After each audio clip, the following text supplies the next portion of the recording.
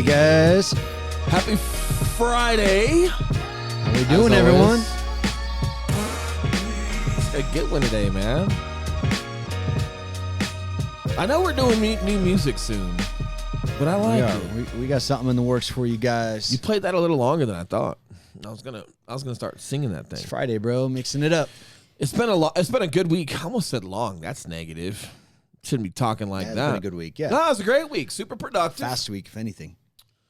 Well, kind of first full week back from like holidays, right? Because New Year's kind of threw everyone out last week. Last week was weird. This week, super productive. Everybody's back in the mode. You know, like there's just good atmosphere. So people kind of come back from holidays. Even if you're motivated around the holidays, it's hard. It's kind of hit and miss.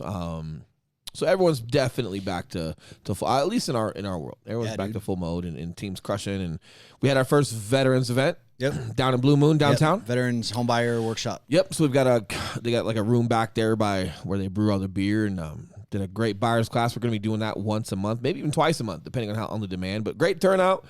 Some things we're going to improve on it. Yeah. But super fun, and that was kind of cool to just kick off the year with a fun event and get some fellow veterans in there.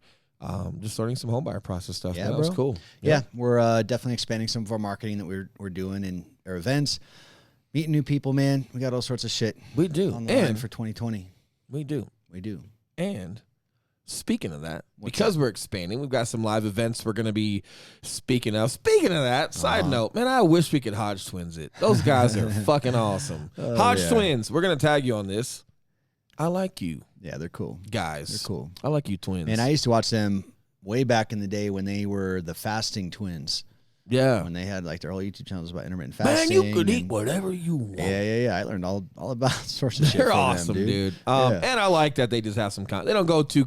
They're having some fun. You can tell they're being comical with politics. They know enough of the basics to shit on some idiots, and I think it's funny. Yeah. But yeah, man. But you and I are expanding. We've got some live events we're speaking at and doing this year, which is going to be fun. However, it's also giving us some compliments. We've had people compliment us. Bear with me. It's also had some people compliment us in a way of like, man, like, just wish, I had what you guys had, or, well, you don't understand. I don't have that. And As far as partnerships. Partnership. Yeah. Now, Yeah. first and foremost, I talk to my family. Uh-huh. Kate and I talk. We have great conversations. We happen to have one of these conversations the other day, and she's going to think that I'm talking shit about her today. Not true. So putting that out there right out of the gate. But it brings up a topic. Well, it just sheds. So when she had made a couple of comments on just like where you and I are at, and just hey, that's cool, and people want that different stuff, and we've heard it before. Yeah, we hear it from a lot of people. We have, but some of it, some of the comments are like, oh man, it must be cool to like work with your best friend. Mm-hmm. That's not how Kate talks, and I'm not saying that Kate said that. I'm just saying because her and I talked, I want to be full disclosure. But we've heard it a handful of times throughout this year, especially this year. A little bit the years prior, especially this year. But, like, oh, man, it must be cool to work with your best friend. And, like, you guys have so much fun. And yeah. And I'm like, fuck that, dude. But it did shed some light because I'm going to be honest with you, right? It is a lot of fun. We have a great time. However, I want to be super careful with how I talk about it because bottom line is everything that we've got, we've been intentional and deliberate to an extent with creating that and just putting the right type of work ethic and trust and growth that's needed into this relationship. And it's kind of twofold, man, because it's not only just a relationship between you and I and like you and I having to coexist every day without driving each other banana sandwich. We also have to be good at running a company. And that's what gets weird is sometimes you'll love someone, you're not gonna run a company with them. Right. Or someone that might be great at having a good contrast to complement you in business and like, oh, that's a good idea. You can't fucking stand them. Yeah. So it's really hard to find them both, but it does take a lot of work. And just some of these conversations have just brought some things to light of like, you know what, it is cool what we have and it is rare what we have. However, I don't think people understand, what's behind that. How much work went behind that. And like the podcast title today is The Truth Behind Our Relationship. Everyone our wants to know the truth behind our partnership. Who's big spoon, who's little spoon. Yeah. I fucking love spoons. It's not what you think, by the way. No, and it was all, just but just behind the work, and it's not always fun. I've had some Marine buddies kind of come through recently, which is cool. You met one, not going to say his name's Bravo 6. Yeah, there we go. We're going to call him Bravo 6. Super cool guy. He's great. doing some weird stuff in a good way. Yeah, well, I'm on here soon. I haven't seen him in like 12 years, dude. Because him and I, believe it or not, like went to boot camp together. Him and I and another guy went to boot camp together, not on purpose.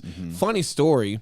Well, I'll get into that later. The point is, hadn't seen the guy in like 12 years. Yep. Because him and I were at our first duty station together. We ended up going different places, deploying separately, but we deployed together early on in our careers. But because I hadn't seen him since my first duty station, I left my first duty station like 2007. Yeah. Right. So even though I was in the Marine Corps for a lot longer, it just wasn't necessarily with him. Right. So he came into town, popped by, and it was after our veterans event, and we're hanging out, having some beer, and you got to meet him, and cool guy. And it was fun, man, to like shed some light on some old fun times, and just that was cool. And I was talking to Kate about it and some friends about it, but it's so few and far between. And I don't think people realize, and I hope this doesn't come off soapboxy. When people see, like, if I reflect with a friend like that, and it looks fun to do, man, so cool. And you got these high speed friends, and they do some badass shit, and like.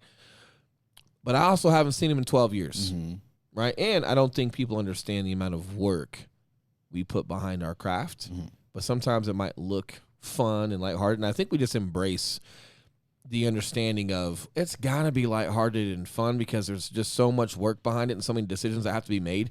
If you're taking yourself serious every single second of the day in what we do, you're gonna burn out. Yep, you are. And I'm a firm believer of I don't need 4 vacations a year to stay fresh. What I need to do is stay fresh while I'm working. And just not taking myself too serious and finding ways to recharge every day. So I don't necessarily need 4 large vacations. Right. I don't need any vacations. Right. I'm grinding. But we thought it'd be fun to talk a little shit today and just kind of shed some light on what our relationship really is like. Yeah. Do we actually like each other? Is it all for show? Yeah. Whatever it is, but just shed some light on, first and foremost, I did not know Eli prior to real estate. Right? And when I met Eli, I thought he was doing some good things on social media, and he seemed like a level-headed dude. Did not think I'd be working with him. I was just, when I first got in, I wasn't even licensed yet. But I just reached out and put my feelers out to some guys that I thought were solid, that I could at least pick their brain and just, hey, let me take what I can from you and just try to paint my own picture, my own perception of what I thought real estate would be for me, and then so on and so forth. I ended up going 2 more places prior to coming back to you when you decided that you wanted to join it, to create a team. And then we started growing. And we'll kind of get into that because then the rest is history. But, just being intentional with your relationship. So if you're out there and you want new friends or you need new friends or whatever it may be, you're like, I wish you guys would I wish I had that. Well, I didn't have this until you and I decided to get deliberate and grow something. And it's only a couple years in. It's not like you and I were born friends and I've known you since fucking elementary school because our parents hang out and it's just something that's always worked and it's been there. And man, you guys are so lucky. Nope, it's something that we literally brought into reality, and I think it's important to understand that. But we're also gonna have some fun with that. I'm gonna let you talk in a second. We're gonna have some fun. We're gonna talk some shit. I'm gonna tell you guys the 3 times I think I made Eli the most mad. He's gonna tell me the 3 times he thinks he made me most mad. Was probably pretty easy. Eli's more quiet; it's hard to figure those out. But then we're also gonna tell some funny stories and just kind of brainstorm. Not brainstorm, but just reflect on some of the stuff that we've done and just hopefully shed some light for you guys. If you have a partner, hopefully you'll get some laughs out of this and you guys can relate to what we're talking about. If you're in search of a partner one day, if that'd be fun for you, just understanding the reality behind it, actually creating something like that and just being resourceful, being deliberate with the friendships and relationships, because it's not just you and I, man. We've got a couple of other guys, Alex and Gavin. We've got a couple of other guys in our circle that we don't necessarily see every day. Right. But have a large influence, and it's only getting more as we expand. And I want to talk on those too. Yeah, same. So. And I think, just kind of before we kick that off, I want to, just mention that, I had to get to a certain place in my self-development and my career and before in my life before I was ready for a person like Will. Vice versa. He had to go through a ton of different experiences and development to get him to a certain place to where he could connect with me. And it was like we were both kind of just going on our own paths, right? And then those paths eventually crossed at the right time, right? So keep in mind that wherever you're at in your business, if you don't have that partnership yet, you may just not be at that place where it's time for one. And you're going to know it when it happens. You can't rely. I think what you're trying to say is don't look for a partner because you're not adequate enough to execute on your own and you now have to rely on somebody. I could definitely have a company on my own. You can definitely run a company on your own. I've been successful outside of you. You've been successful outside of me. However, when you and I get together, there's a lot of qualities you have that contribute and vice versa that enhance us. However, you and I are very proficient at our roles with what we do, and that's super needed. And don't go forcing a partnership either. What I don't want you guys to do is look around your circle right now and be like, hey, who could be my partner? Who could be my partner? Oh, fuck. It wasn't like that. My circle is a bunch of cops. I'm not hiring you guys. I know what you're up to. You're up to crime. Right. No, I'm kidding. However, cops that's a hard job.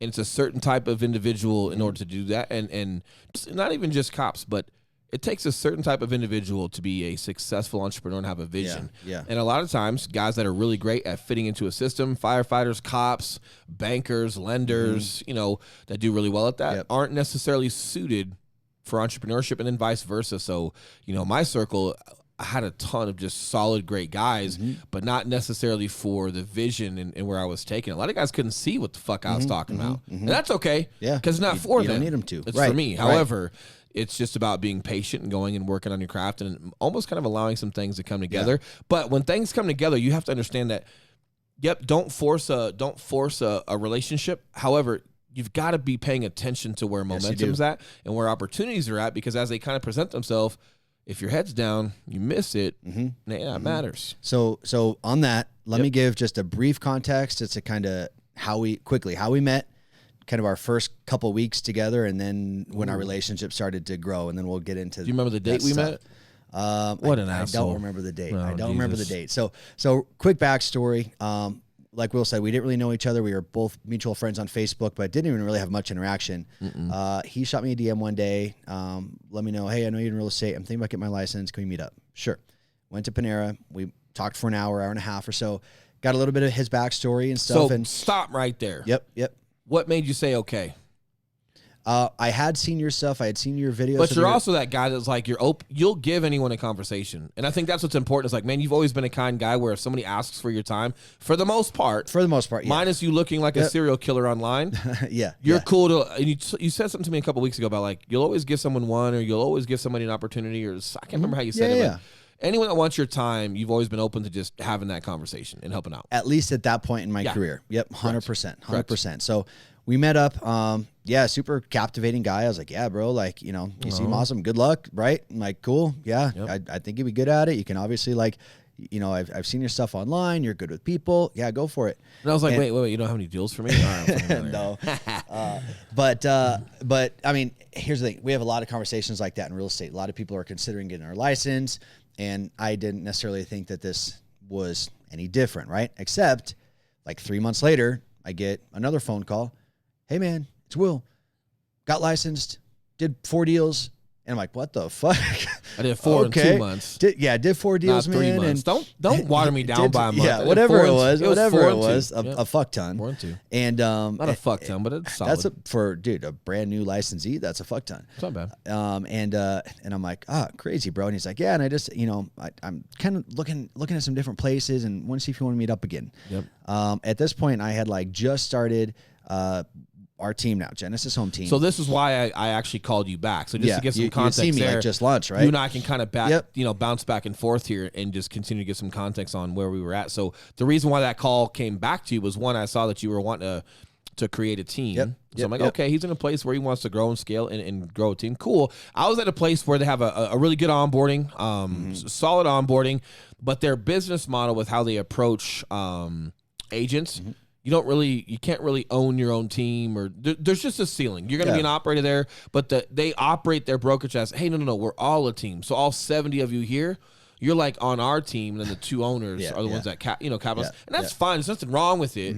But for me, I felt that glass ceiling. And in addition to that, some of the professionalism, not with the owner, but some of the professionalism within their chain of command just wasn't best. And the 2 gentlemen that own the company, and I'm not going to speak about the company. I don't have permission to do that. Not that you need permission, but to be respectful, the guys that own it, they're super smart, super solid, good dudes, super motivated, did a great job. However, and I know this as a leader, within your chain of command, it's hard to maintain standards. It's hard to maintain guys not fucking off.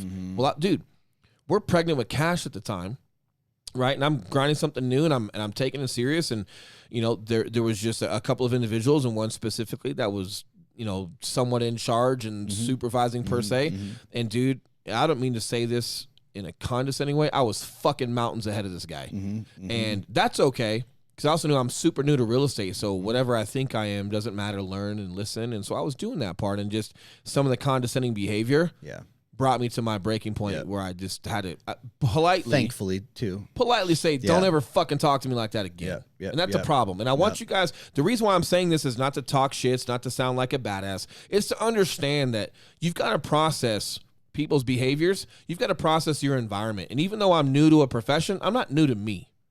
Right? Like, I know what makes me tick. Right. I know what environments make me thrive. And that type of environment does not. And unfortunately, like, I was there for the guy that owned it to learn from him. But when you've got a bigger brokerage of that many people, like, you're just not going to get that guy all the time. Okay, cool. So cool. So once I get there, what am I left with? Right? And these are things that you don't know until you dive in. Yeah. So even though I was new to real estate, it wasn't new to me. I'm like, hey, people should treat you respectfully, treat you like human beings. And if they're a leader, and I come from a large history of leadership, so even though this guy had more time in real estate per se than I did, I was mountains ahead in leadership from my experience. And a guy like that, he needs to be able to understand. I'm sure he knew your background, and he should be able to understand that, like, hey, like, this isn't right. This isn't a 20-year-old kid that hasn't done shit. And right. And a lot of their brokerage is younger, right? So you're right. So, and we're not gonna go too far into that, but I do want to make notice, because what we're trying to paint here is like how you and I end up working back together. Yeah. And a lot of it was me reaching out to you, but a lot of it was, you know, you're new to something, but you still got to fall back on your values and how people treat you, and still understand, like, okay, I'm new to real estate, but I'm not new to a human being. I'm not new to leadership. Hey, is this a good spot for me? Yeah. Right? No. Make a change. Some people are too afraid to make a change when they're new in an industry, or they're not sensitive enough to feel when a change is needed because they're so hyper vigilant to the new industry. You can't be that way. You still got to remember who you are. You still have to have self-respect. And if something's not going to be the right environment for you, have the confidence to go find the right environment, right? So important. And now I end up seeing you doing that. So respectfully left, bounce cool. You and I have that second meeting, Panera Bread. Again, different location. Same. Yeah. We like bread. We do like at least back then. We do like bread. Yeah, Still like bread. I'm getting. So I said, hey man, here's where I'm at. I'm licensed, and here's how many deals I've done so far, and where I'm at. And hey, dude, I think I'm good at it. I've done enough to know I like it. So when I started talking to Eli, I had to respectfully have enough experience to at least know, hey man, I'm doing pretty good at it, even though I'm still new. But I think I've got a niche here. I've got a couple of ideas that I want to do. I also like it, and I'm confident I'm going to be around this world for a while. I had to get there, even though I got there pretty quick within a couple of months. I'm also 35 years old, and I've experienced a lot of things in life. I know when something feels okay to me when it doesn't. So even though 2 months wasn't very long, it was enough time for me to know, hey, if it's not direct by themselves, it's going to be something within real estate that I'm involved in. And I felt that, and I had to get there before I came talking to you again. Again, guys, it just wasn't right out of the gate, you know? And I wasn't sure where I was going to go. I just, man, I'm like, I said, right. And ironically, right, I'm looking at social media, I'm going through and I see what you're doing, and you're wanting to start something, and you had some dipshit next to you, so I had to save you from that. We'll leave that alone. But no, so we have that conversation. I go, hey, here's some ideas that I got. I'm like, what are your thoughts? Let's do it, man. Right. So you came over to the brokerage where you're at. So I came to be on your team. Full disclosure, right? And then literally day one, we're in the office, and he was in the middle of a deal as well. And I heard 5 him. deals. I heard him. Jesus, man. You were working a deal at the time. Can you butter me up a bit? You were working a deal at the time. However many deals. You're on one phone call. He's got 5 Bluetooths in his ear. No, he was on a phone call with the lender, and I just heard him having a conversation. I remember like stopping what I was doing, like looking over my shoulder, and his back was toward me. And he got off the phone. I'm like, where'd you learn how to talk like that, dude? Because not only just his delivery, but the technical knowledge behind it, right? And I knew it was only like you hadn't done 10 deals, right? It's just your 4th or 5th deal. But just understanding like, wow, you're having that conversation with the lender, and the way you were having it, and the way that you were articulating it, and the confidence behind it all. And, he brushed it off like, oh, I don't know, man, police, and, just casual about it. But literally day one, that was the first little thing that I noticed where I was like, okay, there's something different about this guy, right? Yeah. There's something else here. And it was falling back on my strength, right? So it was a lot of cop work. And I just, one of my strengths, like, is along with like being emotionally intelligent and just dealing very well with people, is I'm really good at just seeing patterns or seeing how something might unfold. And if somebody tells me they're going to do something, like, I already know, like, if that's going to counteract something else or affect someone in a negative way, and I try to prevent that as much as possible. Yep. And but yeah, man, a lot of that comes down to just what I did in the Marine Corps. Yeah. And how you have to prepare yourself and think constantly in real time as a police officer. When you walk into an environment or you get dispatched to a call, not only are they telling you information, over the radio or in the call notes on the computer on your way to a call. Okay, so you're gathering intel and you're trying to paint that picture of what it's going to look like when you get there. However, once you get there, they're no longer updating you because you're there. So now what's updating you is you. So not only do you have to take the knowledge you got on the car ride over, you got to be able to process things in real time and figure out, like, if something's going to pop off here, if something's going to be dangerous, if we're okay. Just risk assessment, man. Yeah. And I apply those strengths into real estate, right? So no, nobody's getting shot. I get it. Let's not get crazy. However, just risk management and just being able to see how things might unfold, it's huge, and that's one of my strengths. And when you're starting something new, that's okay to be new, but it's also okay to, like, hey, what am I good at? Like, some of you moms, we got a team of soccer moms beating the shit out of realtors, man. Like, we're crushing right now. We got a team full of soccer moms and one dude. So this is not a Marine Corps thing. This is just having confidence in yourself. And moms have a lot of great traits as a mother, right? A lot of strengths. Why aren't you falling back on those? Sometimes you go, oh, yeah, why am I not? Yeah, the way you nurture, the way you pay attention to certain things, the way you know what your kids are going to do, the way you peg your kids' personalities to know how to deal with them. Why are you letting your clients let you get emotional? Just peg what type of client they are. Are they needy? Do they need positive reinforcement? Do they need to feel like they're in control? Do they need to be called 10 times a day? Do they never want to hear from you except for a progress update because they're busy? Don't let that affect you. Just peg what they are and then adhere to the style of communication that they need and crush. And sometimes when we're new, we forget to fall back on basic fundamentals, especially what we're good at. So just a shout out to moms out there. Moms have so many great skills, right? You should be falling back on those no matter what you're doing. You're gonna do great at it. And if you can find leadership that can identify in that and help you hone your craft, awesome. But that was me, man, as I was falling back on my strengths to just make sure that I could be successful. So And then, fast forward, I mean, there was a real quick progression over the next couple of months. It was pretty much like, just a lot of observation over the next month or so where I was like, hey, man, like, I think in just a couple of weeks, I started talking to you about taking on some more leadership roles, right? But still, we do our team meetings, and you weren't trying to take over the meeting or anything. You'd sit there, you'd listen to me, and God knows what you were thinking. Fucking Eli. Okay, we're just going to get to one of the times. What? Eli, maybe I'm just going to give you one. I wasn't mad. No, I'm supposed to give you the one. I know, but I'm gonna give you one right now because unless it's one of my one, don't steal it. No, it's one that it's a good one. But I wasn't mad. I remember our first one. I know. I'm gonna let you have that one. But something that Eli is just now starting to realize how important it was. So when I talk a lot, I get it. If you're listening, you get it. Here's the deal. Most people don't understand, like, when I'm in a student environment or a learning environment or I'm on a team and I'm not a leader, I listen. And I do what people ask, even if I'm not quite on board with it. I'm still open-minded, understanding I'm deciding to be on someone's team. That's how this works. And I was so okay with that.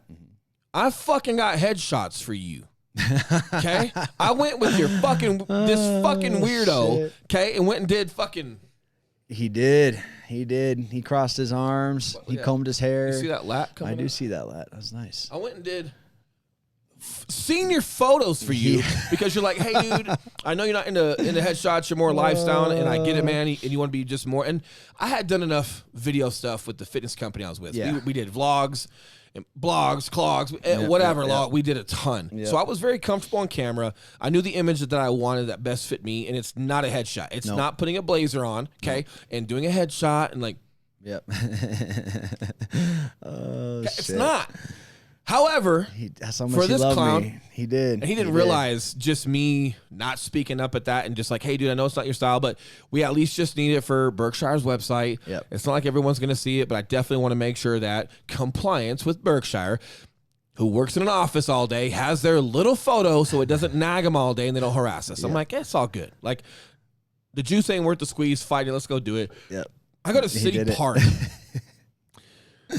It's so embarrassing. Don't ever show these. No, they're gonna photos. come up someday. They fucking better not. They're gonna come someday. Everyone's on Berkshire. Like the 5 people listening. Someone They're on Berkshire website. Reddit is gonna find it somewhere 10 years down the road. Love Reddit. Yeah. Anyway, that was important. And even though I had some thoughts on maybe what you and I can do together, what was more important is just establishing that I'm open-minded. I'm okay to listen, and I'm okay to let you lead, man. This is your company and your team. I'm okay to let you lead, and then if things flourish, they're going to come in time. But that was important. Yep. So I had to throw you that because that was a big deal. So just a couple months after he was on the team, and again, the company really wasn't shit. We had 2 agents and him, and I think like one more about to come on or something. But it was just 2 other agents. And that's when we decided, like, we had been working together enough at that time. Him and I spent enough time together where we're like, hey, let's just split this bitch up. Well, and why we decided to split this bitch up was Elon and I started just collaborating on a couple of ideas for the team. We ended up just starting to work together during the day, which made us go, hey, dude, I got this client. You want to just roll? You're like, yeah, cool, I'll roll with you. And then you would have a client like, hey, dude, why don't we just go hit your client first and we'll go hit mine? And what we realized was, oh, shit, when we go see clients for listing presentations and buyer presentations together, we've got a great dynamic. And the atmospherics of sitting at a table, bringing a game plan with a team, not just you showing up by yourself, it was so valuable. People weren't asking for discounts. They were just super appreciative of like, wow, you guys are here together and we've got a game plan. And the atmospherics of how we made clients feel in those moments, you and I started catching on to that. It's like, dude, we kind of need to just keep riding that momentum, which it organically just put us in a position to keep working together every day, which then grew into, why aren't we just owning the company together? Yep. And again, had either one of us had an ego about going to each other's listing appointments, talking to each other's clients, the time that we were devoting to each other, it wouldn't have worked, right? Nope. But out of the gate. Oh, by the way, you were broke. I was broke. And we were deciding to fucking split deals together. Yeah, big decision, man. Huge decision. But not that momentum. And not once did we ever have any hiccups with that. Like just out of the gate, we just had trust in each other. Well, not out of the gate, but we had spent enough time to develop that trust in each other. Yeah. And it wasn't super strong then, but it was enough for us to be like, hey, okay, there's enough for us to go in on this, right? Yeah. And that was November 1st of 2018. And why do you remember that? First of all, I just remember it because I remember it. Why do you remember that? Second of all, I had this 2007 MacBook. Was not a 2007. It was a 2007. 2003 at best. 2007. Jesus. I had a 2007 MacBook that I bought used, mind you. So it was a 2003. The battery didn't even work on it. Like it had to be plugged in. If the little charger, the magnetic charger got bumped at all, the thing would shut down. And then Will gifted me with a brand new MacBook Pro, November 1st, right? Yeah. And and that was a nice little stamp. Like, again, huge commitment to each other right there. That's a couple grand. Like, that shit ain't cheap. And, it was just a good kind of kickoff to our relationship. Well, it's symbolic. And that's like the Marine in me, too, man. Is this, there's pinnacle phases in friendships and brotherhoods that matter. So the computer was one. I don't want to take all the credit because half of it was like, I don't want you to look embarrassing on fucking listing pre-sales. Dude, your laptop looked like one of those large fucking Narnia books, bro.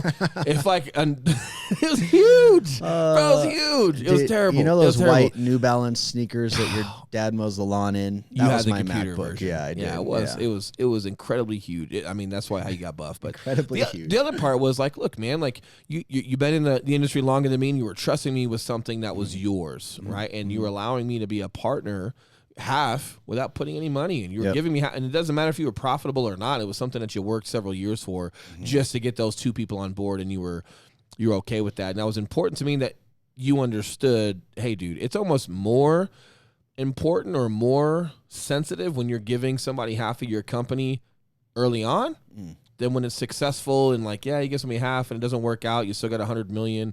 They sue you for 70, whatever, but you're not going to die. But you and I, man, it was our livelihood. Like, dude, we were trying to put food on the day. Both had babies on the way. Both had babies on the way. And I just wanted you to understand just from the get-go of that establishment of just, hey, man, that's important. Side note, if we're going to be rolling together, I need you to fucking look right. Kind of like Martin Lawrence and Will Smith and Bad Boys too. Like, hey, bro, I need you to put a better shirt on. If we're gonna, you're getting in my Porsche every day and we're rolling. I need you to look better, Martin. Kind of like that. I mean, obviously not in the movies, but it was important, man, that you knew that mattered, and I also knew that that's going to help you get to know me a little bit better as far as just what I value and the importance behind that. It was just good to establish that you and I value things very similar. Yeah. So that kind of kicked off our, our business. And, one thing I want to stress to you guys, and then we'll get into the fun stuff, was, that whole first year, really first year and a half of our relationship, we were together literally every single day, every appointment we went on together, every errand we ran together, every single thing we did together. And that for me, that was a hard part because I am very regimented. I like following a system. I kind of like predictability throughout my day. I like things to be efficient. I like, I don't like just unnecessary work or trips or whatever. However, all that aside, I also understood how important it was for the two of us to learn each other extremely well. So I never bitched about that. I understood why we were doing that and just understood it was a necessity. But that was a big part of like where I kind of had to step out of my comfort zone and just trust that, hey, I know this is absolutely necessary right now. 100%. And, a big piece of that is some people are going to think like, oh, why don't you guys just divide and conquer? No, man, like you got to understand phases. First of all, if you and I are going to divide and conquer, that means we need to be on the same page with everything. Okay. So we're not there yet. We've got to be cohesive in order for you to go do something without me. You got to just know what I would expect and vice versa. Right. So, and then second to that was going on listing appointments and buyer prezos. We never lost any of them. We still don't lose any of them. And a lot of it was going together and presenting that game plan together, even though like we could do less per se numbers wise, as far as like how many people we could go meet every day. Our closing percentage of people that we crush on listing and buyer prezos and during the process and created referrals. And right now, we still average 2 to 3 referrals closed on our deals. Like that's a big deal. So it's not only just that listing or buyer prezo, but it's being together and taking our clients out and putting the time in to give them an experience that was above and beyond what they would expect, that created a story that allowed them to talk about us. But if you're just average, nobody's going to, those commercials like average, but they're funny. I can't remember what brand it is that does these commercials. They're funny, but the bottom line is nobody's talking about some average service, right? Somebody hypothetically meets you off of Zillow and cool, they can tolerate you and you kind of get some things done and they don't know whether you're good or not and you're out, like they're just not talking about you. Word of mouth doesn't work that way. Not at all, man. So creating an experience, and as we did grow clients, there would be times where like if you got to show up to an inspection and I was going to go do something else for a client, there were still times where you and I for half a day if we needed to would split up. But also guys, the part is if when you're growing a company that's going to be bigger than just you two doing your own personal deals, you got to have that time to learn how to be cohesive. You just have to, man. And with you, dude, I had such a respect for your background and your experience that I understood that, hey, I'm just going to shut the fuck up for a while, right? And like, of course, like a real estate transaction, right, when I needed to, of course I would. But I knew there's a lot more to real estate and running a business than just filling out a contract, like basic stuff.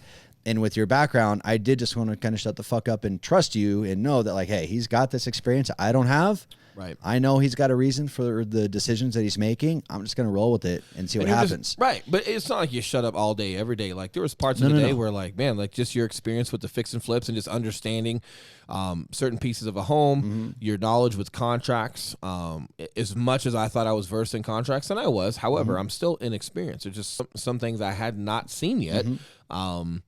Where I'm listening and learning from you. Right. So it was good. And I think, and I don't know where it came from, but I just naturally didn't have it. Contrary to popular belief, I know I talk a lot. I don't have an ego when it comes to learning and leadership. And there's times where, yeah, man, you're taking the lead and kind of going through some stuff, and it was more than okay. And then vice versa. Can't really explain to you guys where that kind of came from. I think that's just a personality thing where you and I weren't challenging to one another, even though we were super different. And that allowed us to just really scale our relationship. Well, I think there's like a mutual respect. Yeah. And just a good trust, right? And you know it when you know it. Like I hadn't met, I've maybe met probably get this camera one to two other people in my life where you kind of feel that connection, right? And I felt that with Will immediately. And you know it if you're paying attention, right? So, you know, when I felt that spark, I'm like, all right, dude, like, you know, we just got to make sure that, you know, we trust each other and we do the best we can. But with all that time we spent together, it didn't come without its tribulations. Yeah. Hence why we wanted to bring this podcast up today, because it's not fucking easy, guys. It's not fucking easy. No. Let me tell you what it is. It's called camaraderie, okay? Yeah. And I can't fucking stand when I see everyone online, and not everyone, that's a blanket statement. Let me be careful because I'm being funny, slight, being serious. People have this perception of what camaraderie is. Oh, it's brotherhood and like, I'll die for you, you die for me. Fuck you. I'm not dying for you unless I think I know who you are and you're worth me taking a bullet for. Okay? Literally. So along with camaraderie is going to come challenging one another. And when you're both passionate, you both care, yeah, there's going to be arguments or disagreements, and there's going to be some passion involved if someone's passionate. Then there's going to be someone getting a rise out of someone because maybe they don't show much emotion and it can kind of come off like they don't care. That's Eli. Okay? So, but he does care. He just shows it differently. But if I don't know how he quite shows that yet because I don't know him that well, I'm not. And by the way, you can know someone for 5 years, 10 years until you've gone through conflict. Yeah. You don't know how they respond to conflict. You just don't. You just, that's one of those things, man, where like you just got to kind of go through it when you go through it. From the first 6 months, the first year, whatever it is. But it's productive conflict. It's nothing to shy away from. Obviously, still have some standard of respect for one another, right? So I didn't throw a car at Eli, right? Nothing like that. Maybe a bike, not a car, right? But you have to have some motorcycle to be specific. Some standard of respect for one another. But again, man, like you're not gonna know how guys react in those environments until they react. And it's like just like in a relationship, you don't know each other's buttons yet. No. You know, and there's a thing you don't know what's important to people until you push that button unknowingly. And then you're like, oh, okay, that's a button, right?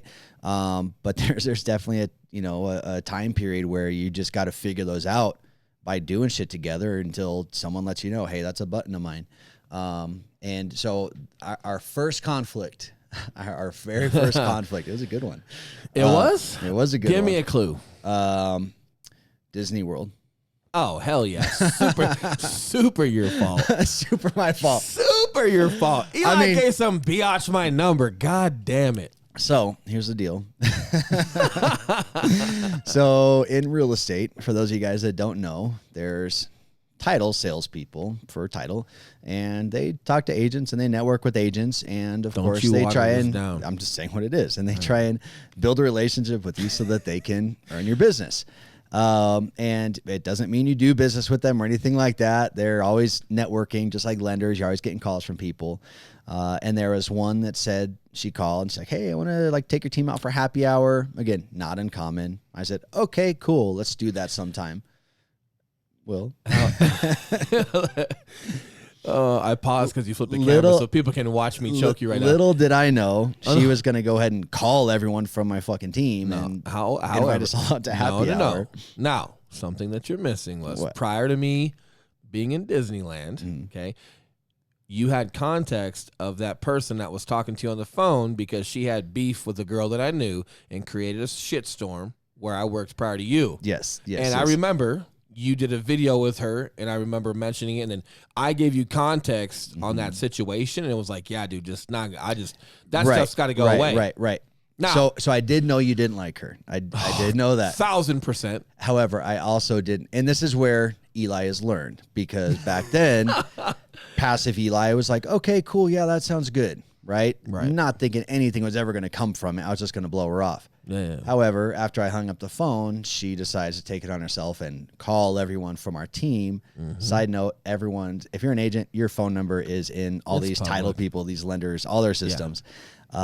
She goes ahead and calls Will while he's at Disneyland with his family on the one vacation he'll ever take in his life. And and of course he thinks I gave her his phone number and said it was okay to, like, the whole thing. We still to this day don't have proof. He says he didn't. They talked right before I feel like that's where it came from. Right. So Will was fucking pissed. I thought you were gonna say candid. I like how you're just so much more direct nowadays. Fucking pissed. Will was fucking pissed. God, that's good, man. He called me. He was chewing my ass out. I remember being in my car, like so confused. I'm like, wait, what happened? Why are you mad? Oh, a title girl called. And now I understand the whole right. Why and it was just nipping it. And my biggest thing, right, is just the integrity behind what I do in my word. Mm-hmm. I would never want this girl assuming she's working with me or end up at a happy hour with her and then give someone else who I worked with prior to her the wrong impression. Yep. Okay? And and here's the thing. Will fucking loyal as shit. He won't even go to a goddamn happy hour for somebody else if we're not doing business with them. No, especially, especially like if we're, just to give some context or some like if you and I, hey, we do loans with Gavin, right? Gavin's our guy. Let's say Gavin had beef with one of his LOs, and that loan officer decided to bounce, and then that loan officer thought they could call us for business. You're gonna fucking hear it from me very politely. Hey, here's where I'm at. Here's why I understand what you're doing. This is not a phone number you should call. Right. Especially when I'm like, hey, why are you poaching your boy's stuff? Right. Knowing like I don't work with you, but now you're poaching. I don't like the integrity behind that. And I would never want someone to think that it's okay, right? And more so, when you were talking to her on the phone, you were committing to that happy hour. You were like, yeah, cool, let's do it.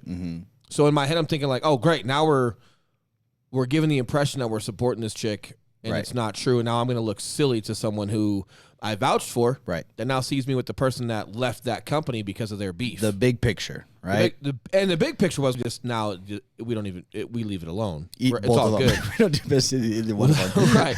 But the point was like, hey man, like that's my word and my image. I would never want to be caught because now I'm an owner of a team. I'm not just gonna not go somewhere with my team. But now I'm vouching and putting my stamp on someone that just left a company that I do work with someone that is a good person there. Problem with my integrity. It was just the idea behind it. And my message to Eli was like, hey, that's the conversation you got to have with her. I just fucking told you how I feel about her. Right. And the situation, I'm your partner now. Don't just go committing to that when you know I've got a problem. Have that conversation. Now, super hypersensitive to those kind of things, but now you see the bigger picture to it. And to your defense, now you see the benefit of just polite confrontation of like, hey, here's the situation. Hey, I'm aware of where you came from. Ironically, like that's where Will came from. And the lady that's still at that company that you don't like, you're over here pretending like you've been trying to work with Eli for how long? Just so you can poach our team who's already over here. Wasn't good. And if we end up at that happy hour, it looks terrible. So I was hoping that you would have just had that conversation with her. You were being more passive because you're like, it's title gives a fuck. It's happy hour. But it's just, for me, it was like the ideology behind it, man. It was that. You know what I mean? And I'm still new to the industry. So some things I'm still maybe taking a little bit more serious than I have to. Now we're really good at picking our battles and just doing what we control, what we cannot control. But that was big, and it was like we had been partners for 5 minutes, and this bitch is calling my phone. I'm like, great. Now I gotta be the bad guy. Now I gotta have that conversation with her versus it being stopped here. And hey, why didn't you see that? We're not hanging out with this girl. You know what I mean? So we set guidelines. We learned. So being modest, Eli was 100% wrong. We learned what buttons were pushed and stuff, and we set guidelines, and we recovered. We talked it out. And it was more like I was upset. I wasn't so much upset at you. Oh yeah, he was upset with me. You were the punching bag. But you weren't the. I'll take that. Right. No, I wasn't so much mad at you. It was like I hate snarky people. Right? Like if someone were to leave Gavin's office and we didn't do business with them, and then he comes trying to act all cool to us like he's been doing, or he comes and approaches you, you know, like trying to get in with you, acting like it's all good, and we've been doing stuff for a while. Like, dude, there's just no integrity behind it. You're much better off just going, hey guys, I branched off. I know you work with Gavin. Here's the deal. Here's why I left. Here's why I branched off. Here's what I can offer. If you guys ever want a second opinion, I'm open to it. However, I'm going to respect your relationship with Gavin. That's how that should happen. people that are snarky make me fucking livid, dude. And I don't have no problem putting them on blast. So I was kind of like putting her on blast while speaking to you, which elevated the tone of my voice with the message. Oh, that's funny. But there was some fear behind my voice. It wasn't just anger. It was fear because, shit, man, I'm out of town. Maybe you're on a roller coaster when you called me and you were really just like yelling over the roller coaster. I love how you see how you got my back now? And you're like going flipping upside down. Yeah. What the fuck you do? Yeah, bitch. Yeah. Maybe. That's a good one. But there was also, it wasn't just anger in my voice. It was fear. You know, not like, oh my God, but like, fuck. Yeah. You know, but I also had to understand, like, sometimes the way I see things or how quickly I see them is sooner or just difference. Again, like some guys that have been around a little bit longer aren't taking it to heart. For me, with that stuff, I know looking back, title's on it. She wants to have happy hour, whatever. It's title, fuck it. I get it. However, I'm very big on habitual behavior. If I'm going to allow my integrity to falter in a non-serious environment, because who gives a shit? Go do a happy hour with our team. Who cares who this chick is? It's all good. No big deal. If it's no big deal here, what am I doing? Why would I expect myself to have the integrity I expect myself to have when it is needed? You got to practice what you preach at all times. So for me, it was, and I think that's just something that maybe like you were starting to open your mind to, was like, hey, we can't just be serious and have integrity when it's, you know, when we pick and choose. Right. That's got to be habitual, because we run a team. We're leaders. This needs to be straight across the board. It can never falter. Yeah. And the importance of the people you surround yourself with. Yeah, and that too. And your personal brand. And it matters. And when you're seen places with someone you maybe don't associate with, and if you happen to have a picture taken of you too, and you know, like there's a certain association with that person, you're in that picture with them, people are gonna associate that shit with you. Especially when you know better. If you don't know, like if you don't know what you don't know, and if someone gets mad if you're hanging out or someone takes the wrong impression and you just had no idea where it's coming from, I'm sure there's an explanation. You can talk it out. Where I start getting hard on myself is like when I commit mistakes and I fucking know better. Those are the ones that are like super bothersome to me. So yeah. That was a good first one, man. That was a good first one. That was like our first week. I was right there. Out of the fucking gate, I know. bro. That was right after our handshake. But we had some deals going on. We were doing some good stuff, and took that super quick vacation because we were getting ready to have cash. My daughter was turning 8, so we decided to take her to Disneyland and kind of like let her have her own little rah-rah and her princess dresses and all that before her little brother got here and wrecked her whole world and took all of mommy and daddy's attention and all that cool stuff, right? So that was fun. But it also forced me to kind of trust you because I was still out of state. It was good. It was good. When was the first time I pissed you off? That one. Or no. I guess the second one. Or when you pissed me off. Is that what you're doing? Yeah. I just love you, man. You've never made me mad. When I've made you mad. You're asking me when I've made you mad. That was the first time you made me mad. Now I'm supposed to tell you. Jesus, that's the first time I think I made you mad. Yes. First time I made you mad. Was it that client from the mountains? Yeah, probably. Yeah, probably. Yeah. The follow up, not the client per se. We had this client. What an idiot. Listen, in real estate, you cannot. Side note: we don't call clients idiots. We don't bitch about clients. We don't think that we're ever like this. This one guy, we love our clients. This one guy. We don't gotta say that. They know was that. an exception. Don't sound all insecure on this podcast. No, it's not. I just don't want to. When out. we're calling clients idiots, He's not a client because we fired him. Correct. Yeah, I don't want any of our other clients to think that we're just people out there that. calling clients idiots. And I appreciate your insecurity right now. However, not insecurity. Out of our 200 prior clients, everyone knows that. They'll defend us. People know that. Yeah. Kenny and some of you guys out there, man. It's just not a habit of us to call our clients idiots. Nah, and and obviously, guys, we're reflecting back on a relationship. We're having some fun, right? Like literally, he's an idiot. But this guy was an idiot. No, let me be okay. Since you're correcting that, let me just be specific. The way he chooses to be snarky and treat people is not appropriate. Correct. In my lens. Let's be specific, okay? In real estate, you can work exclusive with realtors where you sign a contract and you're exclusively there. Cool. We don't even usually have someone sign a contract till we find a home for them. However, you can also decide to work with several agents, and whoever finds you the deal first gets you a deal. Not a problem unless, like you're doing that behind realtors' backs and you're not telling them that. Right. Okay, because like if we're driving you to the mountains and we're taking you several different places and you are several hours of the day if you were to tell me that you've got 4 other agents across Colorado finding you your vacation spot per se, I'm so okay with it. But now I'm going to gauge, okay, what are my odds here in finding this guy the spot before 4 other agents? Yeah. And is it worth the time to risk it, or should that time spent hours a day for this guy, should that go to the team? And these aren't just home searches. This is driving around, showing homes. Driving around, showing homes. And we're looking at Steamboat Springs and places that are hard to drive. This is not going to suburbia and there's 6 homes for sale on the same block. A lot of time dedicated. So if he would have been upfront about it, super okay with it. However, we also might have chosen not to work with him because the time we had to dedicate to him could go into the team, could go into our other clients, could go into other marketing stuff that we're doing to procure another client or several clients because of the amount of energy. So I don't care for that. We end up finding that out from that guy. I'm like, what a snark. Anyway, now this is Eli's referral. I don't know the guy. I meet the guy through him, Eli and I doing our deals together. I took it upon myself to call this guy. Kindly, no sarcasm. I kindly spoke to him and just was kind of like, "Hey, man, I just want to throw you some food for thought on our end." And like, "Hey, man, it's totally okay that you're working with other people, but here's the situation." Well, he was super condescending and super defensive, a guy like that. The second he gets called out, the second he knew that, even though I was talking to him he got under my skin. Yep, all bets were off. He loved it. And he just kept eating at me. Anyway. The conversation politely ended, whatever. And then the next day you were like, so I called you that night about it. I'm like, what the fuck, bro? This and that and this. And you're like, hey, dude, I agree with everything. Let's just try to throw this offer at this house we found today. If it works, it works. If it doesn't, it doesn't. All good. But you did have a good point. Hey, man, this is my sphere. So if you don't like something, just come to me about it because it's not your place to make that call without my permission. And you did say you were going to call him. I was not going to go.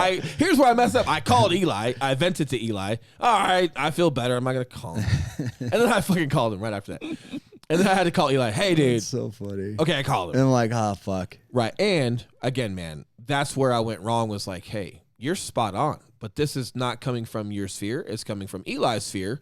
So if you got a problem with it, let him handle his because people that recommended Eli might hear about this as well. You want to do a good job. So it wasn't that what I had to say was bad. It wasn't even that I spoke bad to the client.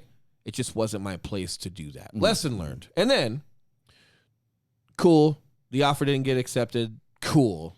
And then we're going to a listing prezo that next day. And you're like texting him. It was like that next morning. He texted me, first of all. Oh, I was he texted me. I was a mad girlfriend. He texted me. I was angry girlfriend. Well, dude, what the fuck? Well, and he was still reeling from the damn thing, so he was just venting to me still the next morning. There's nothing to vent about. I was nice to that guy. I was. He didn't take it as nice. He called me that night after you called me. I talked to him that night. But he didn't say I was mean. He was not happy. He wasn't happy at the nerve I had to be mad, or not mad, but like he didn't call him and say he had a problem with him. With his approach. Yeah. But I didn't cuss at him. I didn't raise my voice at him. No, but it was the situation that he just could not believe that I would not like that. Right. But it wasn't like I treated him bad. It was the subject that was making him mad. Well, and he got to the second any, especially person like that, feels anything coming at them, they're going to get defensive, and then they're going to blow everything up in their mind like it's a bigger conflict than it is. And all of that derived from me because it's not my place to make that call. Period. That next day, when I got up, so the first time you made me upset, I made you upset? Is that what we're talking about? Yeah. Is that the first time I made you upset? And honestly, it wasn't the Brian thing. It was when you got mad at me the next day because he's texting me still. Well, because what it looked like, and this is where you've gotten a lot better. But you sometimes you do come off so passive. It literally looked like you were just going to do the deal without me after the guy was because then he was kind of a jerk after that.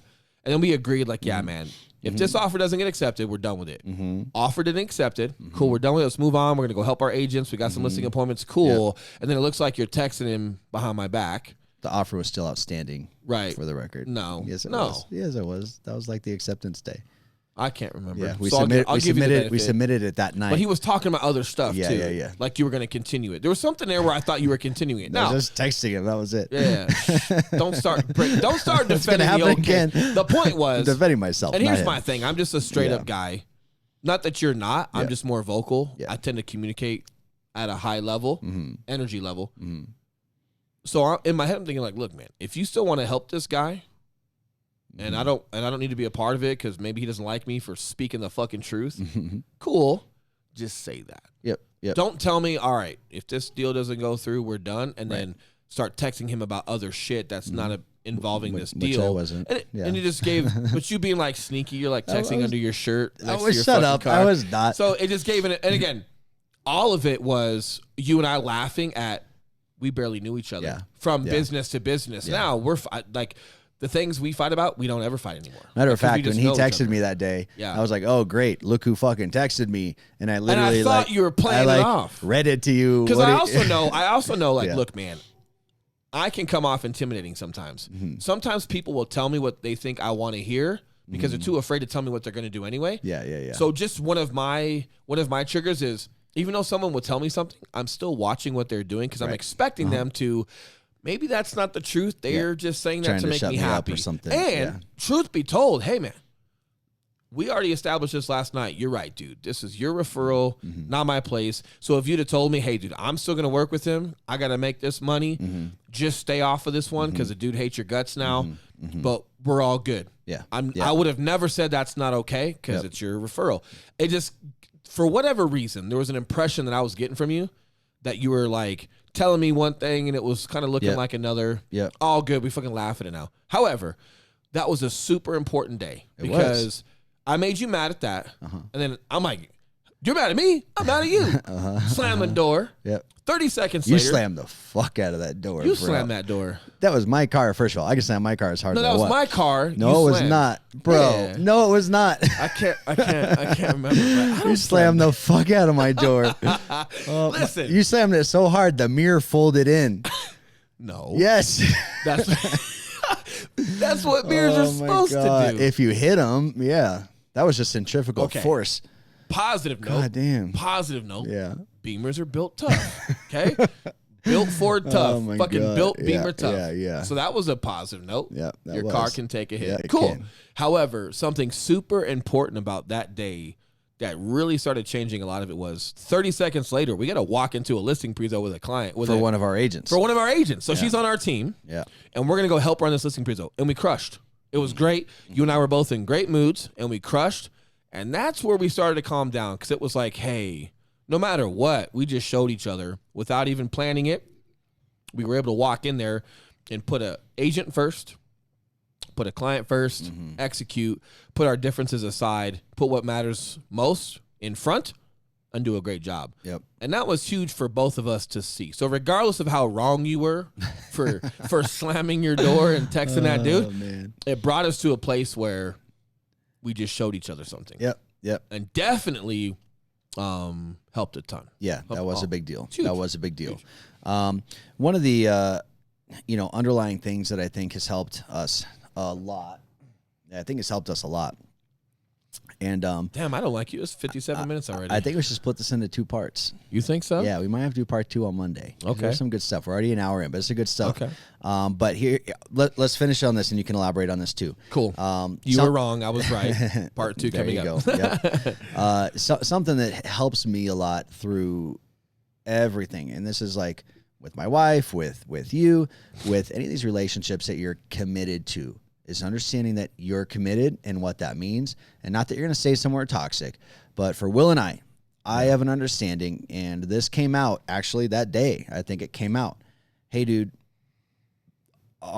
let's have this argument, but understand I'm not going anywhere. Yep. I hope you don't want to go anywhere. Yep. And let's just lay that out there. Like, our relationship is good. Oh, yeah.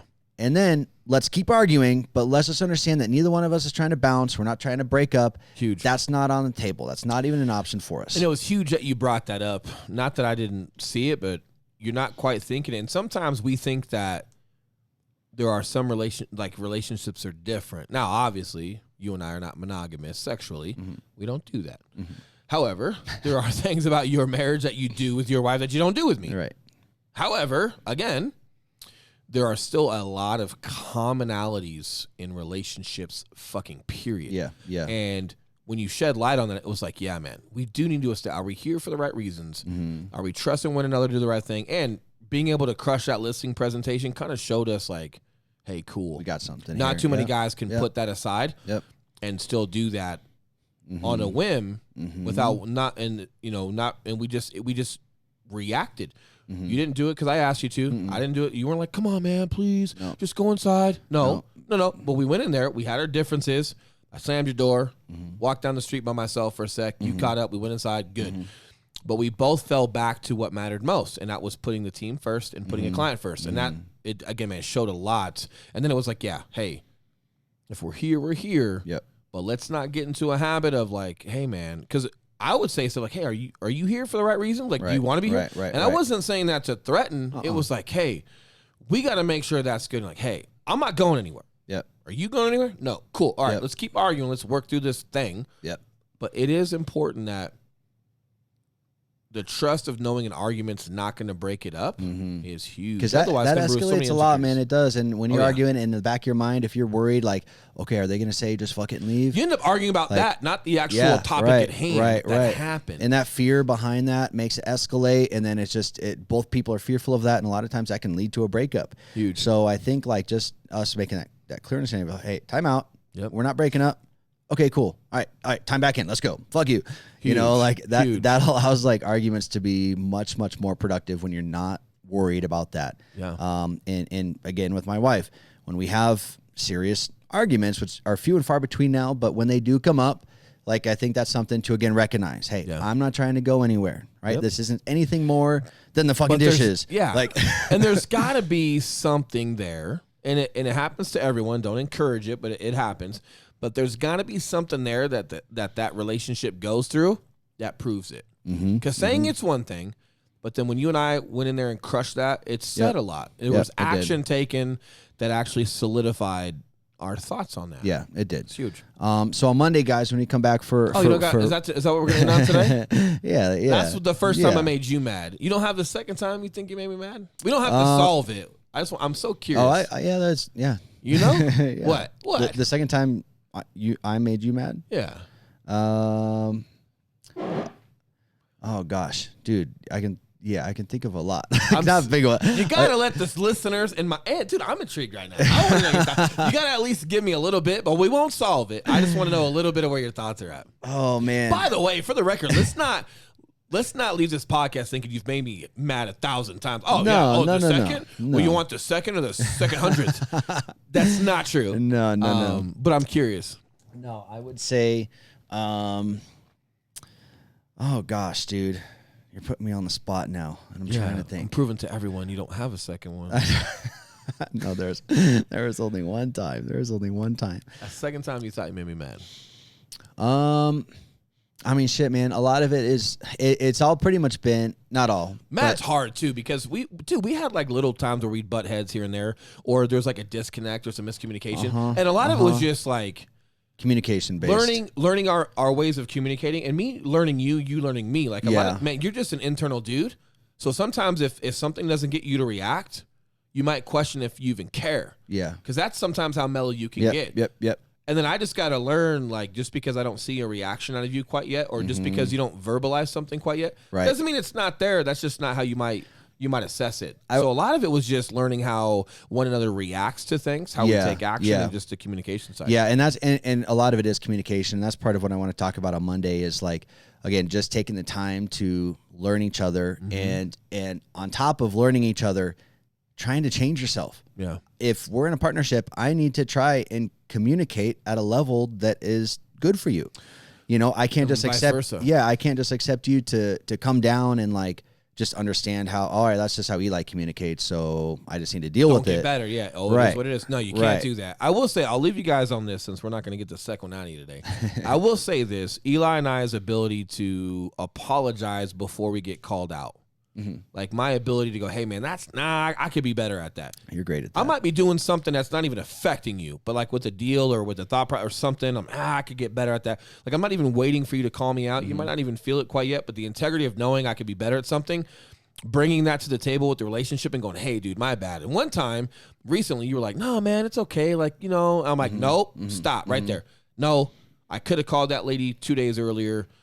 We're a little delayed with her now. Hey man, I got to get better. And again, when you bring the integrity of that into a relationship, it just starts to continue to build that trust, knowing, especially with Eli, if he doesn't say something right away, it doesn't necessarily mean that there's no feeling there. But also, again, having the ability to call yourself out and be apologetic and knowing where you can get better, not just waiting for your partner to say it. Because if you're waiting for that, that also gets exhausting because it gets exhausting to argue about. Secondly, your partner has doubt thinking if you even see the shit. Thirdly, they get exhausted thinking that they got to tell you something every single time. And why would they be a business partner with you if they got to drag you through fucking life? Yeah. That ain't good. Yeah. But if you do recognize those things, you're just being passive or not taking the initiative to say something, you're missing that opportunity to show your partner how productive you are with your thought process and how much more you guys can grow together. Yeah. Huge, man. Yep. Huge. Cool. All right.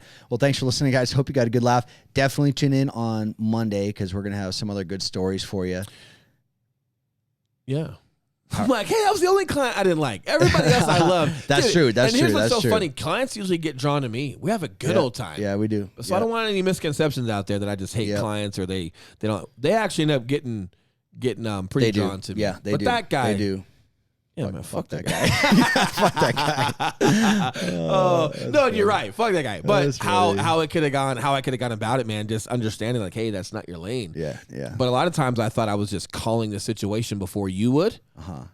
True. Sometimes I'd see things before you. That doesn't mean it's my place to say it though, right? And that's where it could have gotten better. And to give you a hint for the second time, finally, your PowerPoint had to do with the PowerPoint. What? You got super pissed. What? You guys will find out on Monday. Hold on a minute. You guys will find out on Monday. Thanks for listening, guys. We'll see you soon. Take care. Happy Friday, guys. Out.